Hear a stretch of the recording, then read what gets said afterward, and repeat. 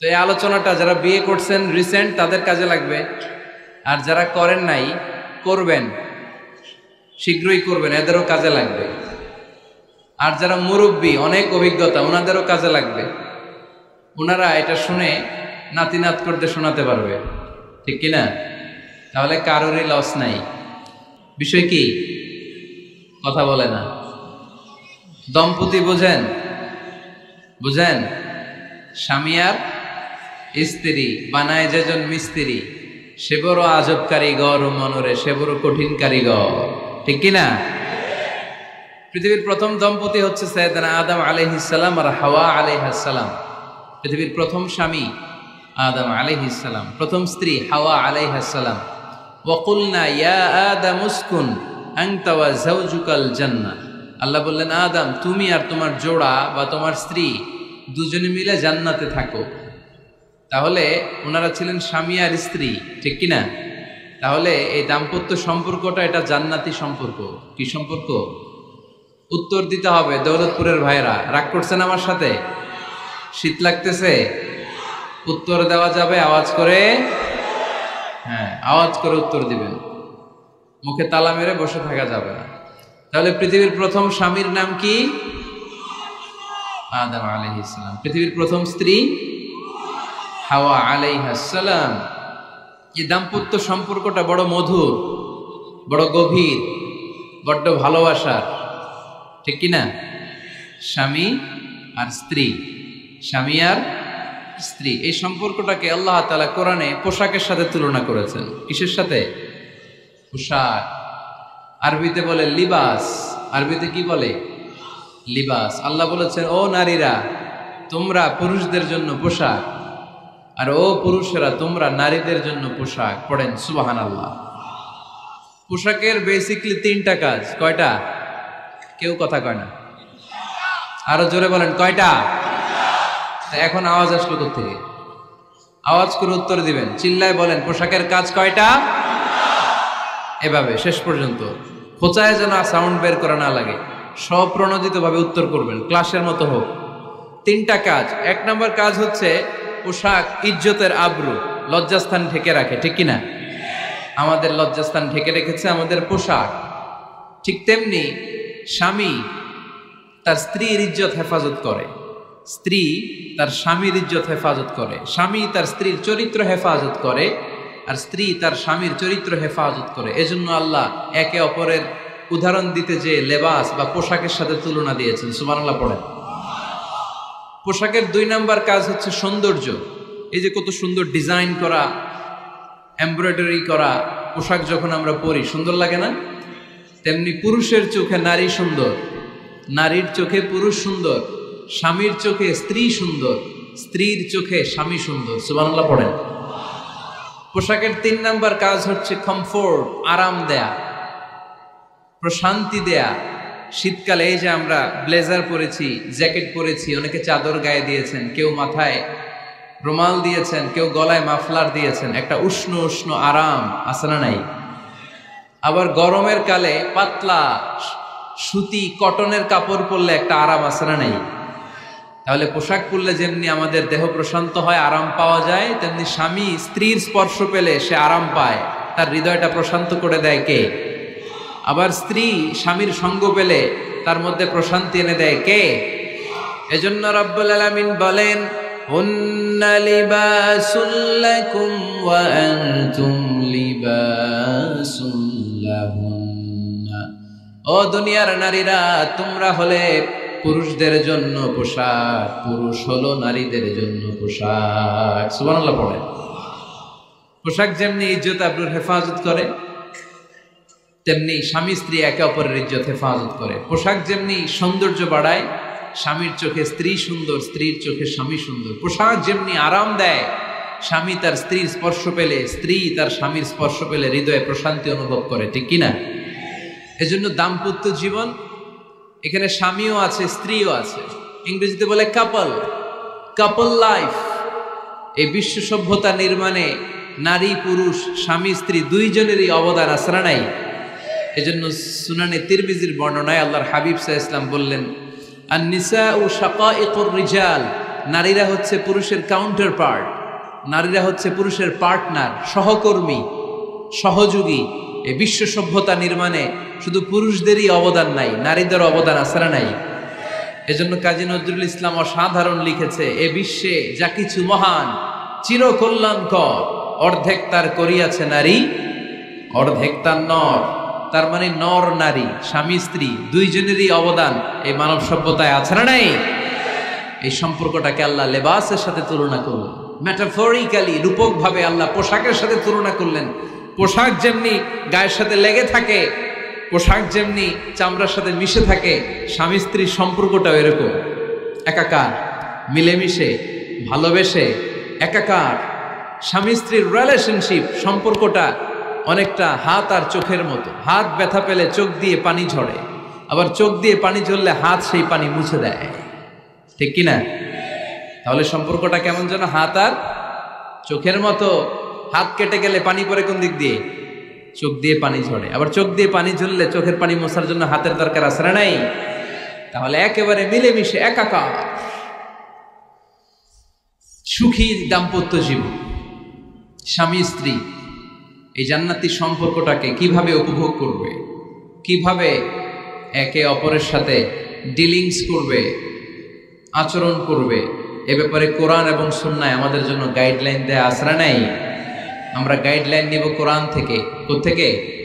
কোরআন থেকে আর সুন্নাহ থেকে। কারণ এই কোরআন আর সুন্নাহ আমাদেরকে সঠিক জীবন দর্শন শিখায়, কিভাবে এই পৃথিবীতে চললে পৃথিবীতেও সুখ, আবার আখেরাতেও সুখ, এর সব দিক নির্দেশনা কোরআনে আছে না নাই?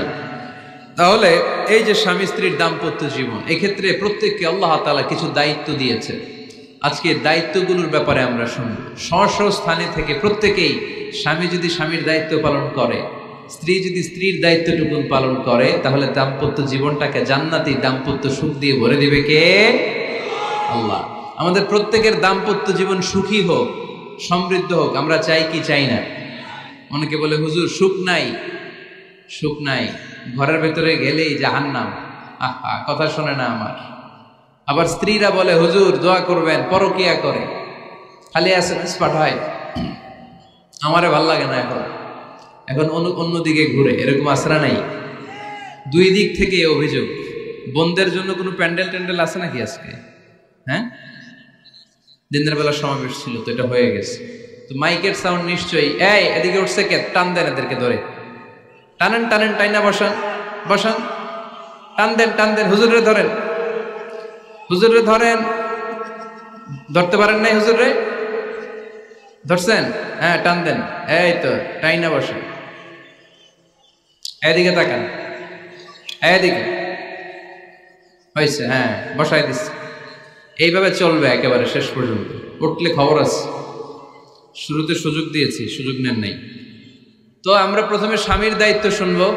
দাম্পত্য জীবনে স্বামীকে আল্লাহ তাআলা কি দায়িত্ব দিয়েছে, তারপর স্ত্রীকে আল্লাহ তাআলা কি দায়িত্ব দিয়েছে, এবং দুইজনের আবার কালেকটিভ সম্মিলিত কিছু দায়িত্ব আছে, এগুলো আমরা শুনবো। শুনতে রাজি আছেন তো? কষ্ট হচ্ছে আপনাদের? আচ্ছা, এই বাম দিকটা আমাকে কষ্ট দিয়েই যাচ্ছে, খালি আওয়াজ, কথা। একটু থামছে, আবার শুরু। কেন? আমার দিকে তাকান। আরেকজনকে থামতে বলছে কি আপনারা? এই থামো থামো, এগুলো বলেন কেন? আপনি থামেন, তাহলে তো হয়ে গেল। হ্যাঁ, আবার আমার সাথে কথা বলেন, আপনি চুপ। তো প্রথমে আমরা সম্মিলিত দায়িত্বের কথা শুনব। সম্মিলিতভাবে আল্লাহ স্বামী স্ত্রী দুইজনকেই কিছু দায়িত্ব দিয়েছে, যে দায়িত্বটা দুইজনের উপরই বর্তায়। এরপরে শুনবো স্বামীকে আল্লাহ কিছু দায়িত্ব দিয়েছে, এটা শুনবো। এরপরে স্ত্রীকে কিছু দায়িত্ব দিয়েছে। আল্লাহর কসম, এই দায়িত্বগুলো যদি স্বামী স্ত্রী সম্মিলিতভাবে পালন করে, এক একটা ঘরকে আল্লাহ জান্নাতি পরিবার বানায় দিবে, সুখী সমৃদ্ধ জান্নাতি দম্পতি বানায় দিবে।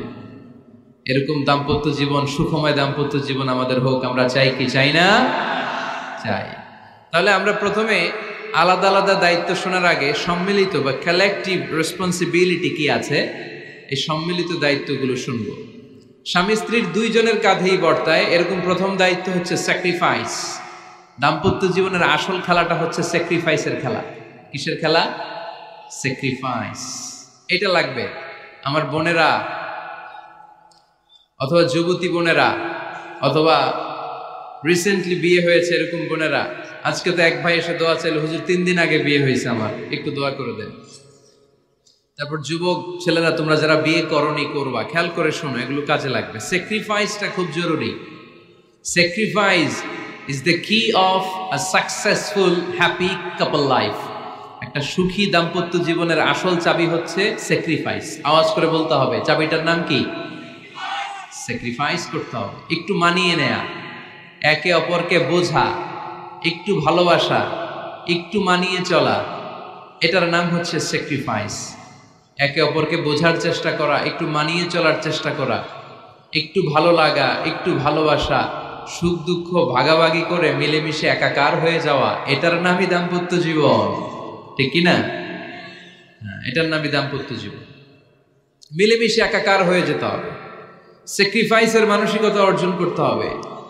একে অপরের দোষ ধরলে চলবে না, কারণ no one is perfect in this life. আপনি যে আপনার বউয়ের দোষ ধরতেছেন, আপনার দোষ নাই? কথা বলেন না কেন? আপনারও দোষ আছে না নাই? তো লিস্ট দুই ভাবে করা যায়, একটা হচ্ছে দোষের লিস্ট, আর একটা হচ্ছে গুণের লিস্ট। দোষের লিস্ট বাদ দিয়ে দেন। আপনার স্ত্রীর মধ্যে আল্লাহ তাআলা কি কি গুণ দিয়েছে, এই গুণগুলোর লিস্ট করুন, দোষের লিস্ট নয়। দাম্পত্য জীবনটাই এমন, কখনো ঝগড়া, কখনো হাসাহাসি, কখনো মেঘ, কখনো বৃষ্টি, আছে না নাই? হয় না এরকম?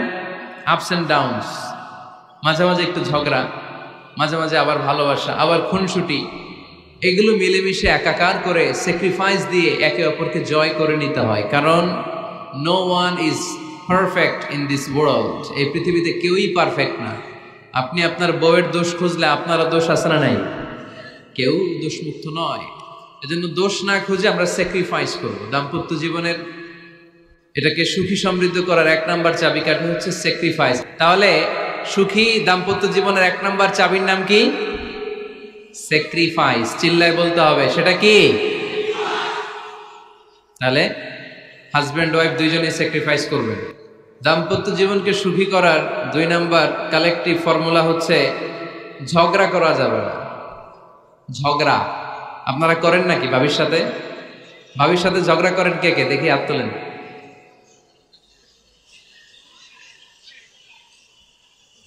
এদিকে সব আল্লাহর ওলি, এরা ঝগড়া টগড়া করে না। আপনি করেন? এই সাহসী সন্তান আছে কিছু, মাশাআল্লাহ। ঠিক আছে, বেশি করেন না আবার। হ্যাঁ ঠিক আছে, ঠিক আছে, তোমরাও করো, বুঝছি, আপনারাও করেন। ওকে, না ঝগড়া করা যাবে না। একজন ঝগড়া শুরু করলে আরেকজন চুপ থাকতে হবে। দুইজনই ঝগড়া করলে, দুইজন রেগে গেলে ঝামেলা আসরা নাই। স্বামী রেগে গেলে স্ত্রী চুপ, স্ত্রী কখনো রেগে গেলে স্বামী চুপ, দুইজনই রেগে গেলে তৃতীয় বিশ্বযুদ্ধ। ঠিক কিনা? এই জন্য ঝগড়া করতে দেয়া যাবে না। কারণ এই ঝগড়া, সামান্য ঝগড়া থেকে এই ঝগড়া বাড়তে বাড়তে এটা বিচ্ছেদের দিকে গড়ায়, ডিভোর্স হয়ে যায়। এরকম কত কেস যে আমার কাছে আসে, কত কেস যে আমার কাছে আসে যে হুজুর ছোট্ট ঝগড়া থেকে আমাদের মধ্যে ঝগড়া বাড়তে বাড়তে ইগো প্রবলেমের কারণে বিচ্ছেদে গড়ায়। আর এই ঝগড়া একটু শুরু হলে ইবলিশ শয়তানের কাজ হচ্ছে পালে বাতাস দেয়। কি দেয়? পালে বাতাস পেলে এটা দাউ দাউ করে উঁচু হয়ে ওঠে। আগুনের মধ্যে যেমনি কেরোসিন ঢাললে দাউ দাউ করে জ্বলে, সামান্য ঝগড়ার ছোতা পেলে ইবলিশ শয়তান খালি দাউ দাউ করে এই ঝগড়ার আগুনকে জ্বালিয়ে দেয়। ঠিক কিনা?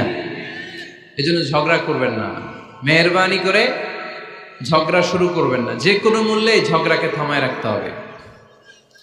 তো ফ্যামিলিতে ঝগড়া অনেক সময় হয়ে যায়, কিন্তু একজন ঝগড়া করলে আরেকজন চুপ থাকতে হবে। ঝগড়া নিয়ে একটা মজার গল্প আছে, শুনবেন? বিশৃঙ্খলা করলে তো গল্প শোনানো যাবে না, একেবারে চুপ। আমার দিকে তাকান, তাকিয়েছেন? ঝগড়া নিয়ে যে গল্পটা, সেটা হচ্ছে এক স্বামী ওয়াজ শুনে বাড়িতে গেছে রাত 11টায়। বাড়ির কাছাকাছি যেতে না যেতে স্ত্রীর আবার স্বভাব হচ্ছে রাতের খাবারটা স্বামীর সাথে একসাথে খায়, আলাদা খায় না। তো বাড়ির সামনে যেই স্বামী ফোন দিছে ওয়াইফকে, এই শুরু করার আগে দরজাটা খোলো, আমি চলে আসছি। তো ওয়াইফ এসে দরজা খুলে দিছে। এবার স্বামী ঘরে ঢুকে বলে, শুরু করার আগে রাতের খাবারটা দিয়ে দাও টেবিলে, খেয়ে ফেলে। স্ত্রী বেচারি ডাইনিং টেবিলে খাবার দিয়েছে, হাজব্যান্ড বেচারা ওয়াশরুম থেকে ফ্রেশ হয়ে ডাইনিং টেবিলে বসেছে, স্ত্রীও বসেছে। তো খুব বড্ড গরম। হাজব্যান্ড বলে শুরু করার আগে ফ্যানটা ছাড়ো। এইবার তো স্ত্রী বেচারি রেগে মেগে আগুন, কি আসার পর থেকে শুরু করার আগে কি শুরু করার আগে? হাজব্যান্ড বলে এই তো শুরু হয়ে গেল। মানে কি? ঝগড়া। মানে কি? ঝগড়া। প্রিয় ভাইয়েরা, ঝগড়া করবেন না।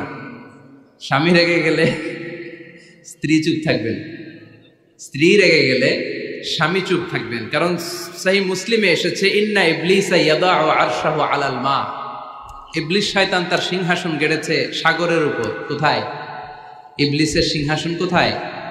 সাগরের উপর। সুম্মা ইয়াবআসু সারায়াহু, সে প্রতিদিন সকালবেলা তার সাঙ্গপাঙ্গরে গোটা পৃথিবীতে পাঠায়, যা পৃথিবীতে ফাসাদ সৃষ্টি কর।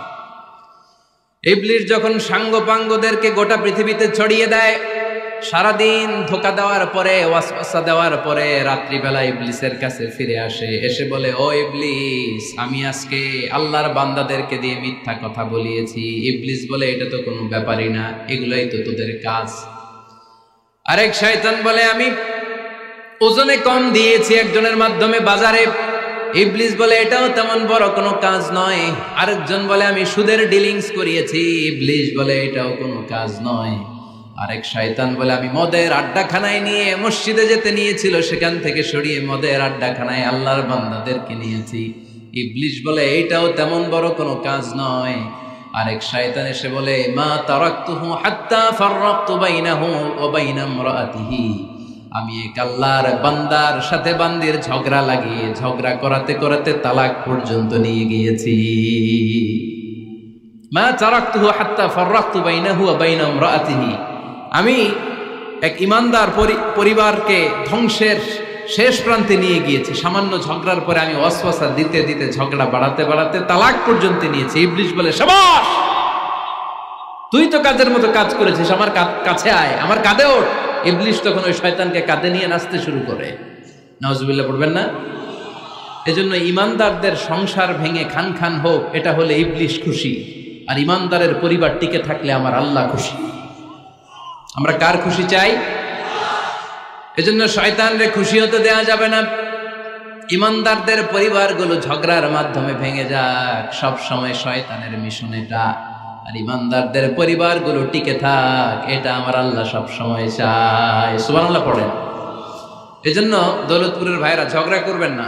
ঝগড়া কিন্তু নবী রাসূলদের পরিবারেও ছিল, আল্লাহ রাসূল সাল্লাল্লাহু আলাইহি ওয়াসাল্লামের পরিবারেও ঝগড়া ছিল। এটা স্বাভাবিক। দাম্পত্য জীবনের খুব সিম্পল ইস্যু। একজন রাগ করলে আরেকজন থেমে যাবে। পারবেন? কি হলো, পারবেন না? আল্লাহর হাবিব সাল্লাল্লাহু আলাইহি ওয়াসাল্লামের সাথে আম্মা জান আয়েশার ঝগড়া হতো। মজার একটা হাদিস শুনে, সহিহ বুখারীর হাদিস, মুসনাদে আহমদ ইবনে হাম্বলও এসেছে এই হাদিসটা। আম্মা জান আয়েশার সাথে ঝগড়ার পর আম্মা জান আয়েশাও রাগ, আল্লাহ রাসূল সাল্লাল্লাহু আলাইহি ওয়াসাল্লামও রাগ। এখন রাগ মিটানোর দরকার আছে না নাই? আল্লাহ রাসূল সাল্লাল্লাহু আলাইহি ওয়াসাল্লাম বললেন, আয়েশা চলো মিটমাট করে ফেলি। সুবহানাল্লাহ কইবেন না? চলো মিটমাট করি। মিটমাটের জন্য ওমর রে ডাকি। আম্মা জান আয়েশা বলে, না, ওমর গলিব, ওমর খুব মেজাজওয়ালা, আমার ডর লাগে। তোমার আব্বারে ডাকি। আব্বারে ডাকেন। আব্বারে ডাকেন। খুশি হয়ে গেছেন আম্মা জান আয়েশা রাদিয়াল্লাহু। আবু বকর রাদিয়াল্লাহু চলে আসলেন, দাঁড়ালেন। এবার বিষ্ণু সাল্লাল্লাহু আলাইহি ওয়াসাল্লাম বললেন, তাতাকাল্লিমিন আও আতাকাল্লাম, কি ঘটছে আমাদের মাঝে, তুমি বলবা না আমি বলবো? আম্মা জান আয়েশা বললেন, তাতাকাল্লামু আনতা ওয়ালা তাকুল ইল্লা হাক্কান, আপনিই বলেন, তবে সত্য ছাড়া মিথ্যা বলেন না। আবু বকর রাদিয়াল্লাহু তাআলা আনহু শুনে রেগে গেলেন, কি এ কেমন কথা তোমার? নবীকে উদ্দেশ্য করে তুমি বলছো সত্য ছাড়া মিথ্যা বলবেন না, নবী কখনো মিথ্যা বলবে নাকি? রেগে মেয়ের গায়ে মেরেছে এক চোর খেয়ে আম্মা জান আয়েশা উল্টে পড়ে গেলেন। সাইয়েদনা আবু বকর রাদিয়াল্লাহু তাআলা আনহু রেগে গড়গড় করতে লাগলেন, আবার মারার জন্য উদ্যত হলেন। আম্মা জান আয়েশা রাদিয়াল্লাহু তাআলা আনহু বাঁচার জন্য এবার বিশ্বনবীর পিছনে যে আশ্রয় নিলেন। সুবহানাল্লাহ পড়বেন না? বিশ্বনবী সাইয়েদনা আবু বকরের সামনে দুই হাত মেলে ভেবে দাঁড়িয়ে গেলেন। আল্লাহর হাবিব যখন আম্মা জান আয়েশাকে বাঁচানোর জন্য দুই হাত উঁচু করে দাঁড়িয়ে গেলেন, সাইয়েদনা আবু বকর থেমে গেলেন। সাইয়েদনা আবু বকর এই পরিস্থিতি দেখে ঘর থেকে বের হয়ে ঘরের বাইরে দাঁড়ালেন। এবার আল্লাহর রাসূল সাল্লাল্লাহু আলাইহি ওয়াসাল্লাম আম্মা জান আয়েশাকে তুললেন, বললেন, ইয়া আয়েশা কাইফা রাআইতিনি আনকাসতুকি মিনার রাজুল, দেখলা নাকি কেমন করে আমি তোমার বাবার হাত থেকে তোমারে বাঁচালাম। আজকে আমি যদি সামনে দাঁড়িয়ে না বাঁচাতাম, তোমার বাবা তোমারে একেবারে মেরেই ফেলতো। সুবহানাল্লাহ পড়ে। দেখছো আয়েশা, আমি বাঁচাইলাম তোমারে, আমার সাথে ঝগড়া করো, আমি বাঁচাইলাম। এই কথা শুনে আম্মা জান আয়েশা রাদিয়াল্লাহু তাআলা লজ্জায় পড়ে হেসে দিলেন। সুবহানাল্লাহ পড়বেন না? এত আস্তে সুবহানাল্লাহ। লজ্জায় হেসে দিলেন। বিষ্ণু ঈসা ইসলাম এবার হেসে দিলেন। দুইজনের হাসাহাসি শুনে বাইরে থেকে আবু বকর রাদিয়াল্লাহু তাআলা আনহু হাসির আওয়াজ শুনে অবাক, কিরে এতক্ষণ যুদ্ধ এখন আবার হাসি কেন? হাসে দেখার জন্য সাইয়েদনা আবু বকর রাদিয়াল্লাহু তাআলা আনহু ঘরের ভেতরে ঢুকলেন। ঢুকে দেখেন আম্মা জান আয়েশাও হাসে, বিশ্বনবীও হাসে, সাইয়েদনা আবু বকর হেসে দিলেন। আরশের উপর থেকে খুশি হয়ে গেলেন কে? এবার সাইয়েদনা আবু বকর বলেন, ইয়া রাসূলুল্লাহ, ইয়া হাবিবাল্লাহ, আশরিকানি ফি সিলমিকুমা কামা আশরাকতুমানি ফি হারবিকুমা। নবী গো, আপনাদের দুইজনের মধ্যে যুদ্ধ লাগলে যেমনি মিটমাট করার জন্য আপনি আমারে ডাকেন, আপনাদের এই আনন্দ গণ মুহূর্তগুলোতে শরীক হওয়ার জন্য মাঝে মাঝে আমারে ডাইকে। সুবহানাল্লাহ পড়েন। আপনাদের মধ্যে যুদ্ধ লাগলে সন্ধি করার জন্য যেমনি আমারে ডাকেন, আপনারা যখন আনন্দ ঘন পরিবেশ এরকম খুনসুটি করেন, হাসাহাসিতে মেতে ওঠেন, তখন একটু আমারে রাইখেন। সুবহানাল্লাহ পড়বেন না? দেখেন আল্লাহ রাসূল সাল্লাল্লাহু আলাইহি ওয়াসাল্লাম পৃথিবীর সবচেয়ে শ্রেষ্ঠতম মানুষ, উনাদের পরিবারেও ঝগড়া হতো, কিন্তু এই ঝগড়া কোনোদিন তালাক পর্যন্ত গিয়েছে? কথা বলেন না কেন? আল্লাহর হাবিব সাল্লাল্লাহু আলাইহি ওয়াসাল্লাম তার কোন স্ত্রীকে তালাক দিয়েছেন? প্রায় আম্মা জান আয়েশার সাথে রাগারাগি হতো। আল্লাহর হাবিব সাল্লাল্লাহু আলাইহি ওয়াসাল্লাম বলতেন, আয়েশা কখন তুমি রেগে থাকো সেটাও আমি জানি, কখন তুমি আমার উপর খুশি থাকো সেটাও আমি জানি। ইয়া আয়েশা ইন্নী লা আ'লামু ইযা কুনতি আন্নী রাদিয়া ওয়া ইযা কুনতি আলাইয়া গাদবা। আয়েশা কখন রেগে থাকো তাও বুঝি, কখন খুশি থাকো তাও বুঝি। আম্মা জান আয়েশা বললেন, ইয়া রাসূলুল্লাহ, কেমনে বোঝেন? বিষ্ণুই বললেন, তোমার দোয়ার বাক্যগুলো শোনো বুঝি। যখন তুমি আমার উপরে খুশি থাকো তখন দোয়ার সময় তুমি এভাবে বলো, ওয়া রাব্বি মুহাম্মদ, ও মুহাম্মাদের রব, আপনি আমাদের সব গুনাহ মাফ করে দেন। আর যখন তুমি আমার উপর রেগে থাকো তখন তুমি মুনাজাতের সময় বলো, ওয়া রাব্বি ইব্রাহিম, ইব্রাহিমের রব, আপনি আমাদেরকে ক্ষমা করে দেন। তার মানে যখন তুমি রেগে থাকো তখন দোয়ার সময় আমার নামটা মুখে নিতে চাও না। সুবহানাল্লাহ পড়েন। তখন তুমি দোয়ার সময় অন্য নবীর নাম নাও। আম্মা জান আয়েশা বললেন, ইয়া রাসূলুল্লাহ, মা আহাজুরু ইল্লা ইসমাক, আমি তো শুধু নামটাই সরাই, আমার মুখ থেকে কেবল আপনার নামটাই সরায় রাখি, আমার হৃদয় থেকে কখনো আপনারে সরাতে পারি না। আমার হৃদয় জুড়ে আপনি, মা আহাজুরু ইল্লা ইসমাক, নবী হে, আমি শুধু দোয়ার সময় রাগের মাথায় আপনার নামটা বাদ দেই, হৃদয় থেকে তো আপনারে বাদ দিতে পারি না। সুবহানাল্লাহ বলবেন না?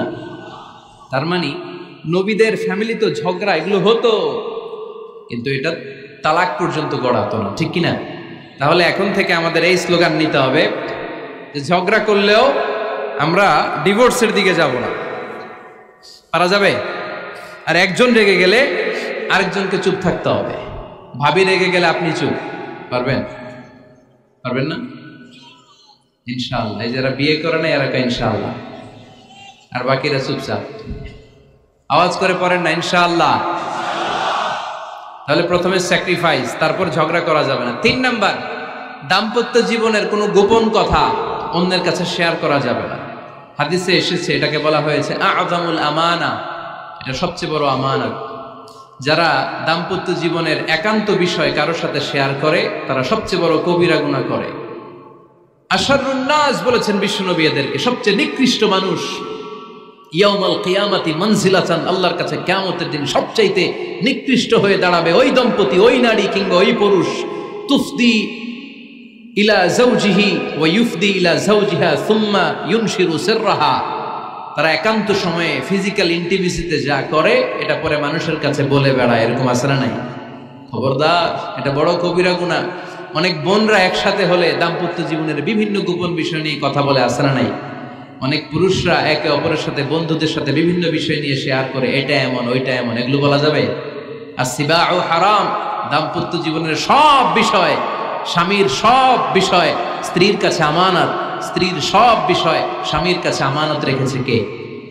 দাম্পত্য জীবনের এই প্রাইভেট লাইফের কোনো কিছু কিয়ামত পর্যন্ত অন্যের কাছে প্রকাশ করাকে হারাম ঘোষণা করে দিয়েছে কে? এজন্য খবরদার আমার বোনেরা, একসাথে মহিলারা হলে পেটের কথা পিঠের কথা সব বের করে দেয়, আছে না নাই? কিছু থাকে না, সব বের হয়ে যায়। খবরদার, সব বললেও দাম্পত্য জীবনের কোনো কথা শেয়ার করা যাবে। আমার ভাইয়েরা খবরদার, আপনাদের দাম্পত্য জীবনের কোনো কথা আপনার বন্ধুর সাথে শেয়ার করতে পারবেন না। এগুলো ফ্যামিলি শান্তি নষ্ট করে, দাম্পত্য জীবনের সুখকে নষ্ট করে। তাহলে 3 নাম্বার, প্রাইভেসি বজায় রাখবেন, এটা দুজনেরই দায়িত্ব। 4 নাম্বার, অহেতুক সন্দেহ পরিহার করুন। অনেক স্ত্রী আছে হাজবেন্ডের খালি সন্দেহ করে, এই ওদিকে তাকাই লাগেন, ওই মেয়ের দিকে তাকাই লাগেন, মোবাইল দেখি, মোবাইল দাও, ফেসবুকের পাসওয়ার্ড দাও, ঢুইকা দেখি মেসেঞ্জারে কার সাথে চ্যাট করছে, এই অফিসের ফাইল দেখি, এই এটা দেখি, এই তোমার ইনবক্স চেক করবো, এদিকে দাও, আছে না নাই? এই সন্দেহ ঘরটারে জাহান্নামের টুকরা বানিয়ে ছেড়েছে। অহেতুক সন্দেহ করবেন না। আবার ভাইরা ভাবিদেরকে অহেতুক সন্দেহ করবেন, এই ওদিকে গেলা কেন, ওদিকে তাকাইলা কেন, এটা করলা কেন, ওইটা করলা কেন, দেখি তোমার মোবাইল, তোমার মোবাইলের গ্যালারি দেখি, লক করে রাখছো কেন, লক খোলো, আছে না নাই? অহেতুক সন্দেহ ফ্যামিলিটারে জাহান্নামের টুকরা বানিয়ে দেয়। হ্যাঁ, ভ্যালিড কোনো অপরাধ যদি স্বামী করে ফেলে, ভ্যালিড কোনো অপরাধ যদি স্ত্রী করে ফেলে, পরকীয়ার কোনো বিষয় যদি প্রমাণিত হয়, বসেন, কনসাল্ট করেন, একে অপরের সাথে কথা বলেন, জিজ্ঞেস করেন। কিন্তু অহেতুক, আমি অনেক ফ্যামিলি এরকম দেখেছি, আমার কিছু বন্ধুকেও আমি দেখেছি যে এদের অবস্থা খুব খারাপ, খালি সন্দেহ করে, আছে না নাই? সন্দেহের রোগটা বড় রোগ, এই রোগ থেকে বেরিয়ে আসতে হবে। অহেতুক সন্দেহ করা যাবে না। 5 নাম্বার, হাজব্যান্ড ওয়াইফের দায়িত্ব হচ্ছে একে অপরের সহযোগী হতে হবে, সহকর্মী। আল্লাহর জান্নাত পাওয়ার ক্ষেত্রে একে অপরের সহযোগী। আপনি একা জান্নাতে যাবেন, ভাবি জাহান্নামে, এটা আপনি চান? জি না, আওয়াজ নাই আমগো গলায়। আপনি এটা চান? ভাবি একা জান্নাতে যাবে, আপনি যাবেন না, এটা ভাবি চায়? চায় না। তাহলে গেলে একসাথেই যান না, একসাথেই যান, একসাথেই যাবেন, আলাদা না। এজন্য আল্লাহর আনুগত্যে, আল্লাহর ইবাদতে, দাম্পত্য জীবনে একে অপরের সহযোগী হতে হবে। স্বামী ভুল করলে স্ত্রী সুন্দর করে শুধরে দিবে, স্ত্রী ভুল করলে স্বামী শুধরে দিবে। ফজরের সময় স্ত্রী হাজবেন্ডকে ডেকে দিবে, উঠতে না চাইলে ঠান্ডা পানির ছিটা দিবে। কারণ জান্নাতে একা যাওয়া যাবে না, গেলে দুইজনই যাবে, কথা কয় না? দুইজনেই জান্নাতে যাওয়ার দরকার আছে না নাই? যত বেশি আপনারা আল্লাহর আনুগত্যে আগাতে পারবেন, তত আপনাদের মহাব্বত বাড়ায় দিবে কে? এই যে হাজবেন্ড ওয়াইফের ভালোবাসাটাকে বলে লাভ পিরামিড। কি pyramid? Love pyramid, like triangle, ত্রিভুজ আকৃতির। হাজবেন্ড ওয়াইফের ভালোবাসাটা ত্রিভুজ আকৃতির। The closer the couple comes to Allah, the closer they comes to each other. Husband wife যত বেশি আল্লাহর কাছে যাবে, তারা নিজেরাও নিজেদের তত কাছে যাবে। হাজবেন্ড ওয়াইফ আল্লাহর সম্পর্ক থেকে যত দূরে সরে যাবে, তারা নিজেরাও নিজেদের থেকে তত দূরে সরে যাবে, ঠিক কিনা? ত্রিভুজ চিনেন আপনারা? হ্যাঁ, এই জিওয় কয়েকজন জিওয়, আপনারা ত্রিভুজ চিনেন না? চিনি, জিওয়, ঠিক আছে। ত্রিভুজের কয় কোণা? হ্যাঁ, 3 কোণা। এই যে এরকম লাভ পিরামিড, 3 কোণা। এই উপরের কোণায় আল্লাহর অবস্থান, আর এই কোণায় স্বামী, এই কোণায় স্ত্রী। তো তারা আল্লাহর দিকে যত যাবে, নিজেরাও তত কাছে যাবে। আর তারা আল্লাহর সম্পর্ক থেকে যত দূরে চলে যাবে, নিজেদের মধ্যে দূরত্ব বাড়তে থাকবে, ঠিক কিনা? পিরামিডটা বুঝতে পারছেন? ত্রিভুজ আকৃতির সম্পর্কটা লাভ পিরামিড এরকম, 3 কোণা। উপরের কোণায় থাকে আল্লাহ, এদিকে স্বামী, এদিকে স্ত্রী।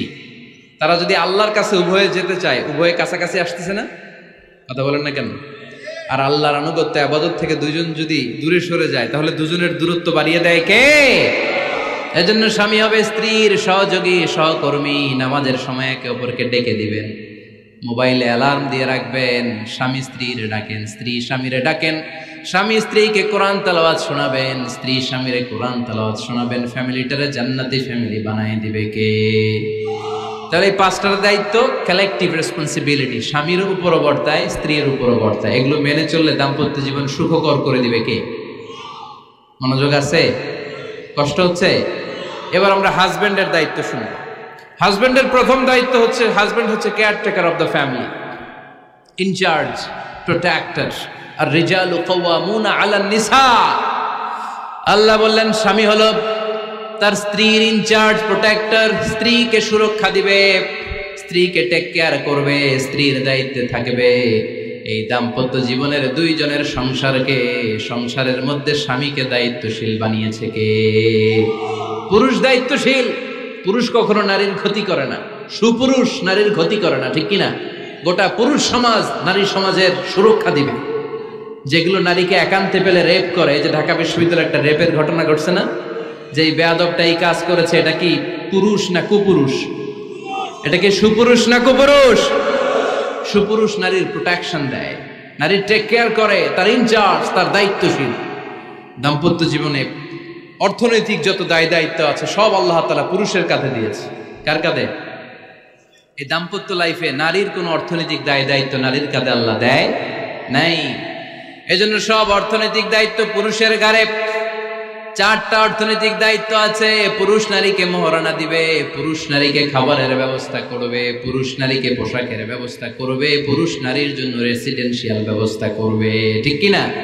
وآتوا النساء صدقاتهن نحلة فإن طبن لكم عن شيء منه نفسا فكلوه هنيئا مريئا।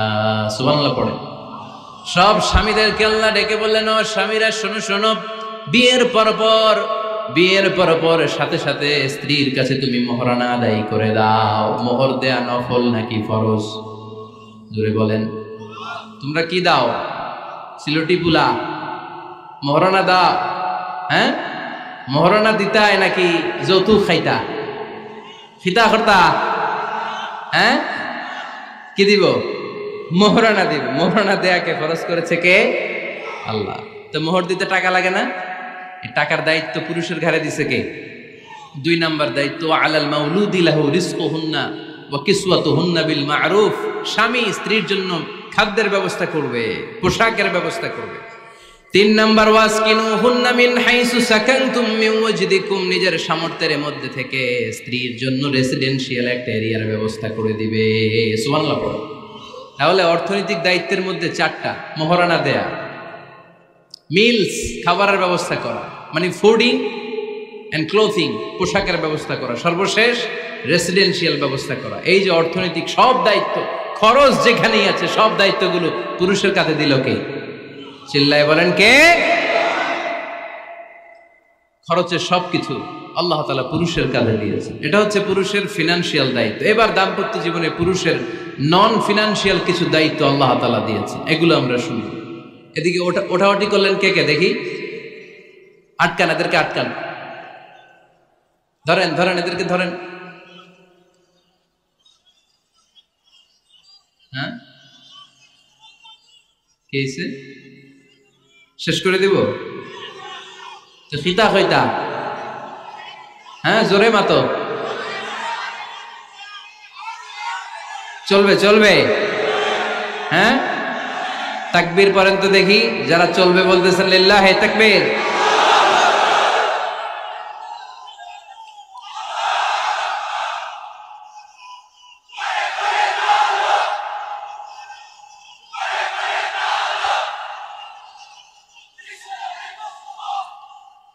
মাশাআল্লাহ মাশাআল্লাহ। এবার দাম্পত্য জীবনে নন ফিনান্সিয়াল পুরুষের যে দায়িত্ব আছে সেটা আমরা শুনবো। 1 নাম্বার দায়িত্ব হচ্ছে স্বামীর উচিত স্ত্রীর সাথে ভালো আচরণ করা। ভালো আচরণ করেন তো আপনারা? জি হয়। এই শুধু উনি করে, বাকিরা খিতা কর্তা, মারামারি কর্তা নেই, খিতা কর্তা। হ্যাঁ, সালাম দিবেন, স্ত্রীকে কি দিবেন?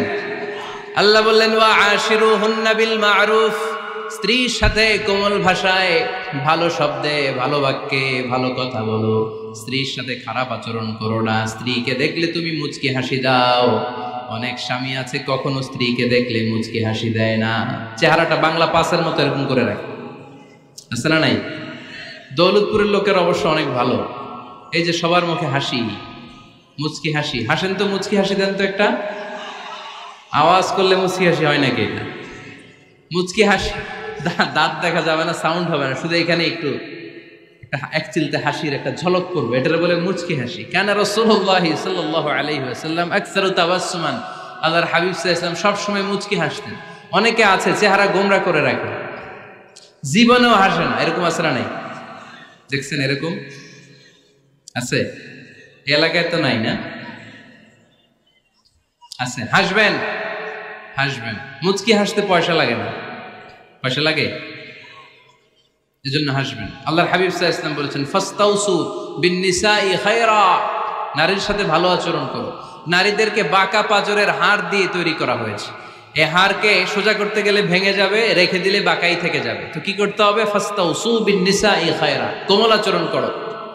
আবার আল্লাহর হাবিব সাল্লাল্লাহু আলাইহি ওয়াসাল্লাম বললেন রিফকাম বিল কাওয়ারির, নারীদেরকে কাচের তৈজসপত্র বাসনের সাথে, গ্লাসের সাথে আল্লাহর হাবিব সাল্লাল্লাহু আলাইহি ওয়াসাল্লাম তুলনা করলেন। কাচের তৈজসপত্র, কাচের গ্লাস, কাচের প্লেট যেমনি আস্তে তুলতে হয়, আস্তে রাখতে হয়, নারীদের সাথে এরকম কোমল আচরণ করার আদেশ দিয়েছে কে? কাচের গ্লাস, তৈজসপত্র, জগ কিভাবে রাখেন আপনারা? খুব জোরে এরকম থপাস করে নাকি? উঠানোর সময় থপাস করে উঠান? খুব স্মুথলি এটা ধরতে হয়, স্মুথলি এটা রাখতে হয়। তেমনি নারীদের সাথেও স্মুথলি আচরণ করবেন।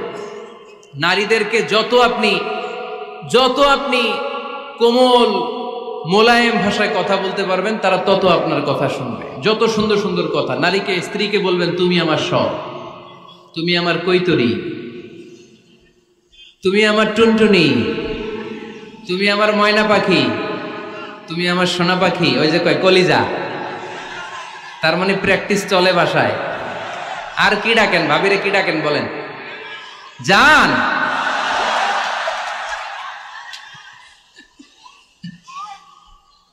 জান ডাকেন। আর ভাবি কি ডাকে আপনাদেরকে? বাবু। কি ডাকে? বাবু ডাকে। আর কি ডাকে? হ্যাঁ, বেবি।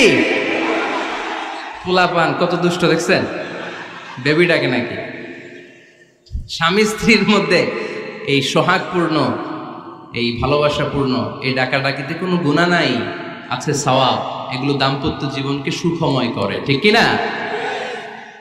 তাহলে স্ত্রীদের সাথে কোমল আচরণ করতে হবে, 1 নাম্বার দায়িত্ব। 2 নাম্বার দায়িত্ব, স্ত্রীর সেক্সুয়াল ডিজায়ারকে ফুলফিল করতে হবে।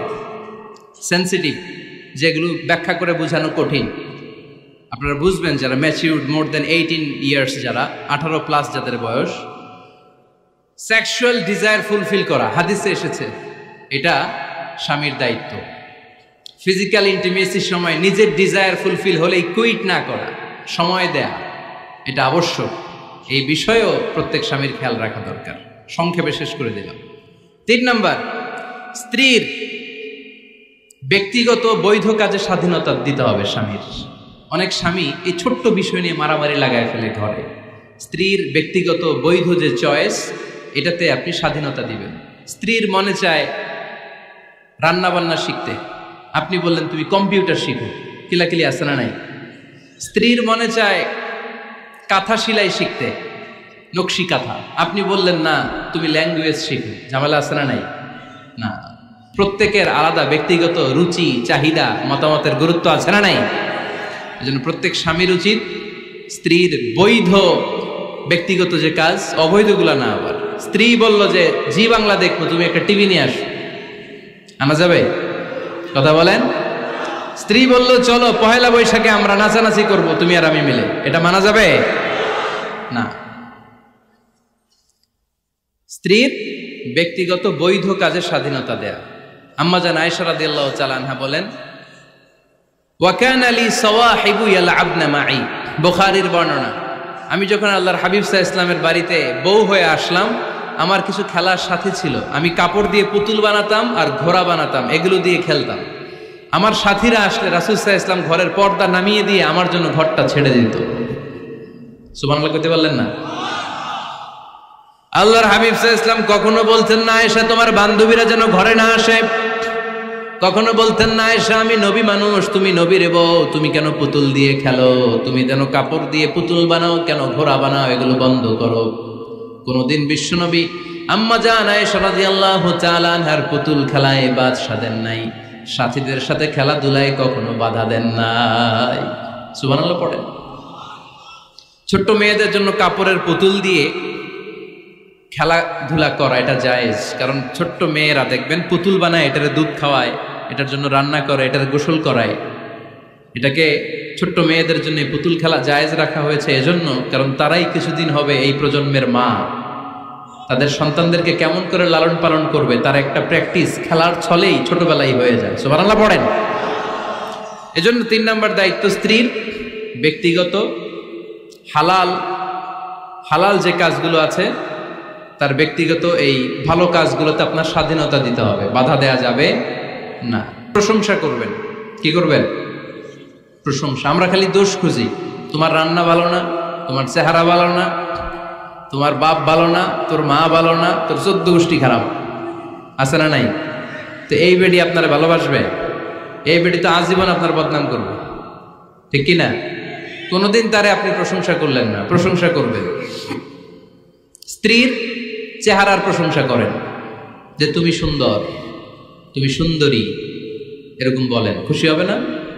হ্যাঁ, তুমি সুন্দর তাই চেয়ে থাকি, সে কি মোর অপরাধ? কোনো অপরাধ নাই, ইচ্ছা মতো গাইতে থাকেন স্ত্রীর শানে গান, সব আছে না নাই?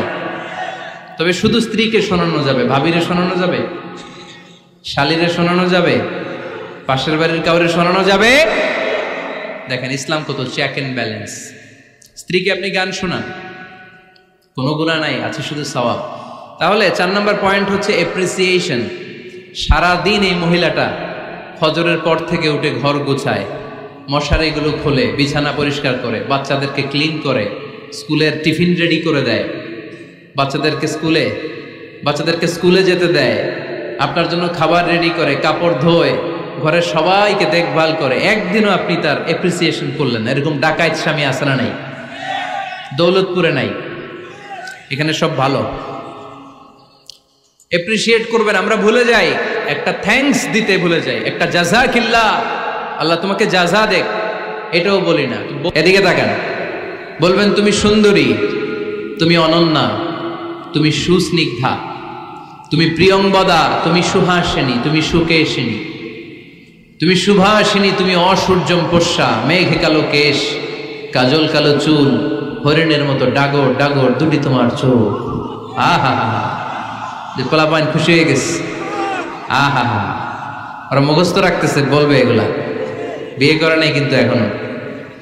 তো জায়গা মতো বলবা, গার্লফ্রেন্ডে বলো না। আবার কাকে বলবা? স্ত্রীকে। কাকে? স্ত্রীকে। পারা যাবে না? একটু এপ্রিসিয়েশন দেওয়া যাবে না? ওনাদেরকে একটু প্রশংসা করবেন। প্রশংসা পেলে নারীরা বড্ড খুশি হয়। যদি আপনি বলেন যে তোমার রান্নাটা আজকে অসাধারণ হয়েছে, দেখবেন আরেক বাটি আইনা দিতেছে, খাইতে পারতেছে না, এরপরে পাতে তুলে দেয়, আরেকটু খাও, আরে খাও না, আছে না নাই? ওই যে প্রশংসা করছেন, খুশি হয়ে গেছে। তো আপনি 10,000 টাকার বান্ডিল দিয়ে আপনার বউকে যত খুশি করতে না পারবেন, রান্না মজা হয়েছে এইটা বলে আপনি অনেক বেশি খুশি করতে পারবেন। আল্লাহর হাবিব সাল্লাল্লাহু আলাইহি ওয়াসাল্লাম কখনো স্ত্রীদের রান্নার বদনাম করে নাই। সুবহানাল্লাহ পড়বেন না? আওয়াজ করে পড়েন সুবহানাল্লাহ। আজ থেকে স্ত্রীর সৌন্দর্যের প্রশংসা করবেন, কাজের প্রশংসা করবেন, রান্নার প্রশংসা করবেন, এপ্রিসিয়েশন দিবেন। পারবেন তো? রান্নার প্রশংসা নিয়ে মজার একটা গল্প আছে, শুনতে চান? তো উঠতে শুরু করলেন যে, হ্যাঁ, এখন আর কে কারে ধরবে? অনেকে উঠে গেছে। 2টার দিকে যারা বসা, প্রায় আমার মাহফিলগুলোতে এই সমস্যা হয়। গাইবান্ধাতে আমি গেলাম, জিজ্ঞেস করলাম কখন আসছেন? কয় ফজর পরে আসছেন। তো ফজর পরে আসছেন, এত আগে আসছেন কেন? কয় জায়গা পাবো না, এই জন্য। লক্ষ লক্ষ মানুষ, কে কাকে নিয়ন্ত্রণ করবে? লক্ষ লক্ষ মানুষ। আমার জীবনে এত বড় প্যান্ডেল আমি কথা বলি নাই। এরা সকাল থেকে বসে আছে, পেশাব আটকে রাখছে, এটা ক্ষতিকর না? এরা আজহারিকে দেখার পরে এরপরে ওঠা আরম্ভ করছে, দেখাইছি, কয় দেখা গেছি হুজুর, এরপরে চলে যাচ্ছে। তা আপনাদেরও কি অবস্থা এরকম? হ্যাঁ, আচ্ছা ঠিক আছে। তো রান্নার প্রশংসা নিয়ে যে মজার গল্পটা আপনাদের শোনাতে চাই, এদিকে তাকান, মনোযোগী হন। আমার ওয়াজ শুনে এক লোক মনে মনে নিয়ত করছে যে আয় রে, জীবনে তো রান্নার প্রশংসা করলাম না, আজকে রান্নার প্রশংসা করব। তো মাহফিল শেষে বাসায় গেছে, স্ত্রী তাকে খাবার দিয়েছে, স্বামী খাবার খায় আর মিটি মিটি হাসে। স্ত্রী বলে, এই মাহফিল শুনে আসছো, রাত বাজে 12টা, খাচ্ছ ভালো কথা, হাসো কেন? তো স্বামী বলে, হাসি এর কারণ হচ্ছে তোমার রান্নাটা আজকে এত মজা হয়েছে না, জীবনে আজকে বাড়াই বাড়াই পেতেছে, তো জীবনে এত মজার রান্না খাই নাই, রান্না মজা হয়েছে শুই না। স্ত্রী তো রেগে গেছে, কি গত 10 বছর ধরে তোমার রান্না করে খাওয়াই, একদিনও রান্নার প্রশংসা করলা না, আর আজকে পাশের ঘরের ভাবি একটু গরুর গোশতের তরকারি পাঠাইছিল বাটিতে করে, পাশের ঘরের ভাবি একটু আমাদের বাড়িতে তরকারি পাঠাইছিল, তো ওই তরকারি দিয়েই তোমাকে খাবার দিছি, আজকে রান্না টান্না আমি করি নাই। তো ওই বেটির রান্না তোমার এত ভাল লাগছে, এই 10 বছরে একদিনও কইলা না, আজকে এটা কইলা, খাও খাও, তোমার মজার খাও, আর রান্ধুম না। তো প্রশংসা করলে বুঝে শুনে করবেন, একটু এনশিওর হবেন যে রান্নাটা করছিল কে, তা না হইলে কিন্তু ঘরে চুলায় আগুন জ্বলবে না, টানা রোজা রাখা লাগবে, ঠিক কিনা? তো 4 নাম্বার গেল এপ্রিসিয়েশন, একটু এপ্রিসিয়েশন দিবেন। আল্লাহর হাবিব সব সময় স্ত্রীদের প্রশংসা করতেন।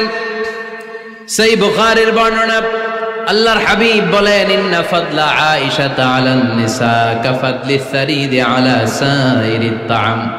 আরব ভূখণ্ডের মধ্যে সব খাবারের উপরে সারিদ খাবার যেমনি সেরা, দুনিয়ার সব নারীদের মধ্যে আমার আয়েশা তেমনি সেরা। সারিদ একটা খাবার আছে। আমি যখন মিশরে পড়তাম আল আজহার ইউনিভার্সিটিতে, আমাদের ইউনিভার্সিটিতে সরকারের পক্ষ থেকে সরকারিভাবে খাবার দেয়া হতো। আমাদের খাবারের খরচ বহন করতেন ওমানের সুলতান কাবুস। এই গত 3-4 দিন আগে ইন্তেকাল করেছেন, নাম শুনছেন আপনারা? প্রায় 40 বছরেরও বেশি মনে হয়, 45 বছর বা 50 বছরের লম্বা সময় উনি ওমানের প্রেসিডেন্ট ছিলেন। উনি আমাদের খাবারের খরচটা বহন করতেন। কিছুদিন আগে ইন্তেকাল করেছেন। আমরা ওনার জন্য দোয়া করি, আল্লাহ তাআলা এই সুলতান কাবুসের জীবনের গুনাহগুলো মাফ করে নিক, ওনার সমস্ত খেদমত আল্লাহ কবুল করে নিক। তো আমাদের আল আজহার ইউনিভার্সিটির হোস্টেলে ঈদের দিন একটা খাবার দিত, এটার নাম ছিল সারিদ। রুটি আর গোশত এগুলোকে ম্যাশড করে একটা স্তর বানাতো, এটা কেটে কেটে আমাদেরকে দিত, এটাকে বলে সারিদ। আরব দেশে সবচেয়ে দামি খাবার। আমাদের দেশে যেমনি পোলাও, গরুর রেজালা, রোস্ট, এগুলো খুব উন্নত খাবার ধরা হয়, বিয়েতে সার্ভ করা হয়। আরব দেশে ওইটাকে বলে সারিদ, শ্রেষ্ঠ খাবার। আল্লাহর হাবিব বললেন, সব খাবারের মধ্যে যেমনি সারিদ সেরা, নারীকুলের মধ্যে তেমনি আমার আয়েশা সেরা। দেখেন কেমনে এপ্রিসিয়েট করতেন। আম্মা জান আয়েশাকে তিনি সব সময় আদর করে হামায়রা বলে ডাকতেন।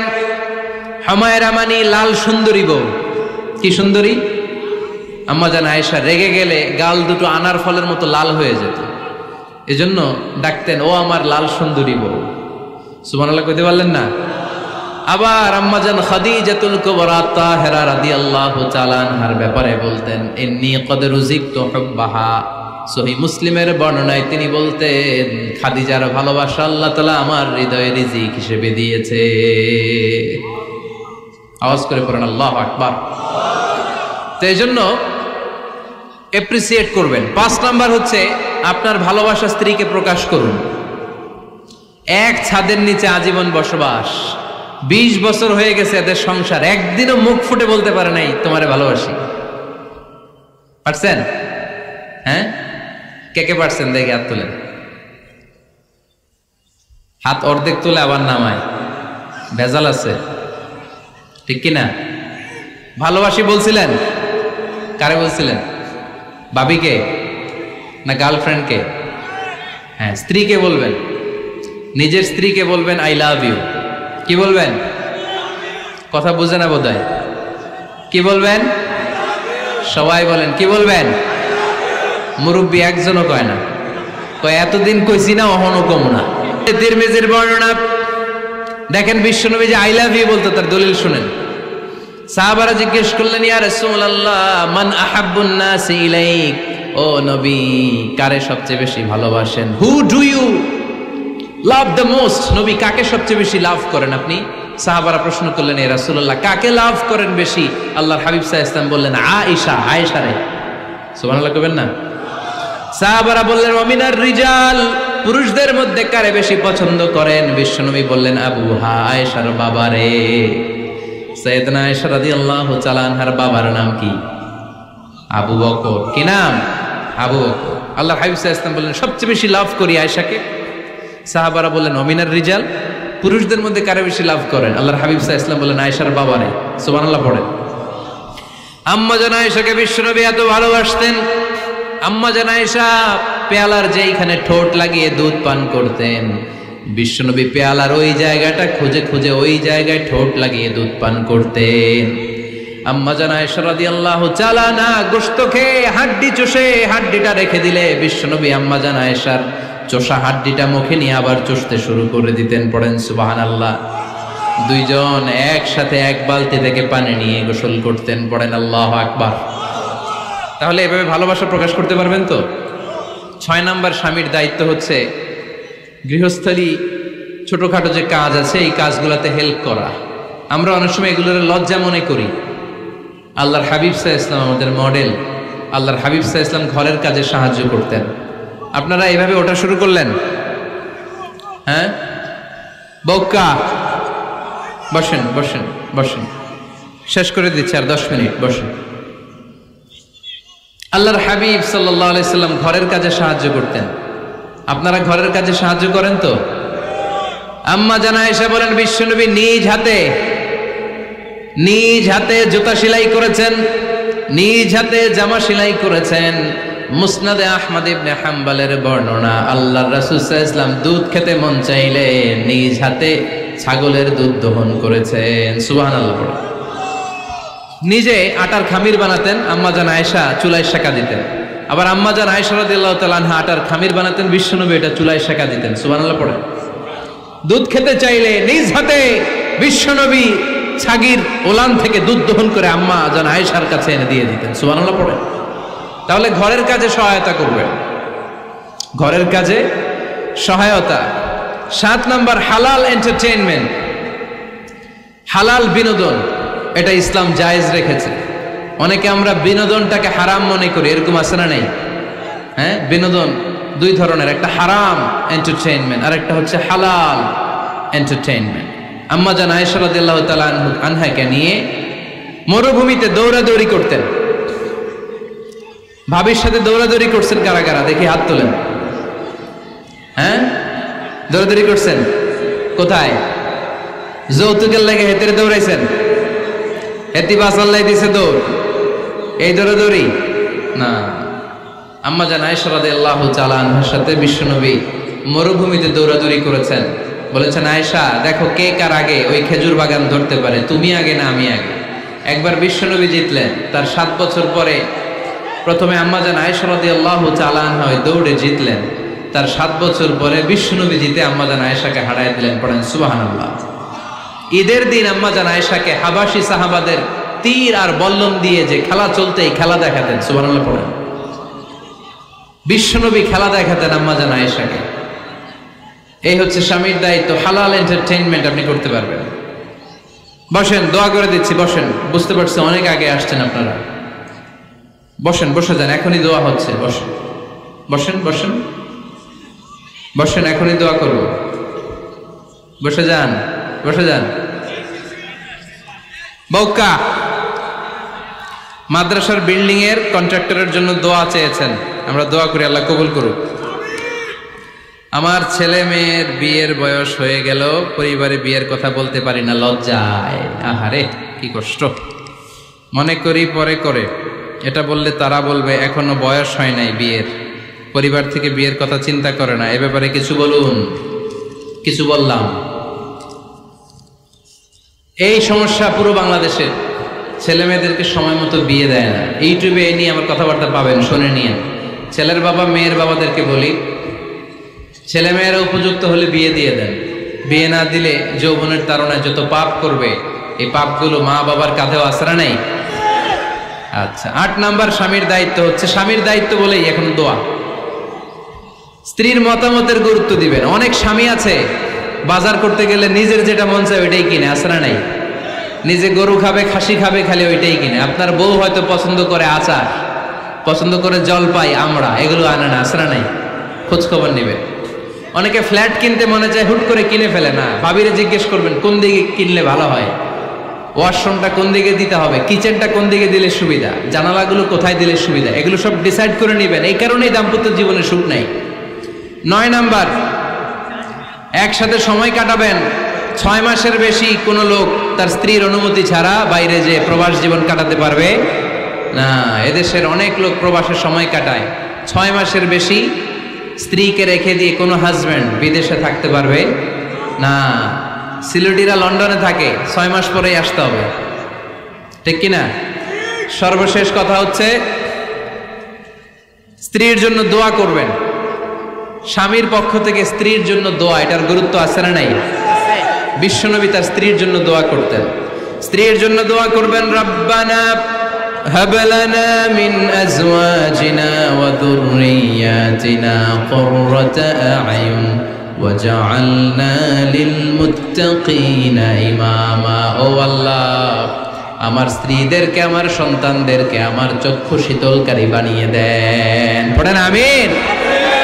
আল্লাহ আমার স্ত্রীকে এমন বানান, স্ত্রীকে দেখলেই যেন আমার হৃদয়টা প্রশান্ত হয়, আমার চোখ যেন জড়িয়ে যায়। এই 10টা দায়িত্ব স্বামীর সুখী দাম্পত্য জীবনের জন্য। স্ত্রীর দায়িত্ব আজকে বলার সুযোগ হলো না, অন্য কোথাও অন্য কোনো মাহফিলে এই বিষয় নিয়ে আলোচনা করব, যে একটা সুখী দাম্পত্য জীবনের জন্য স্ত্রীকে আল্লাহ কি দায়িত্ব দিয়েছে।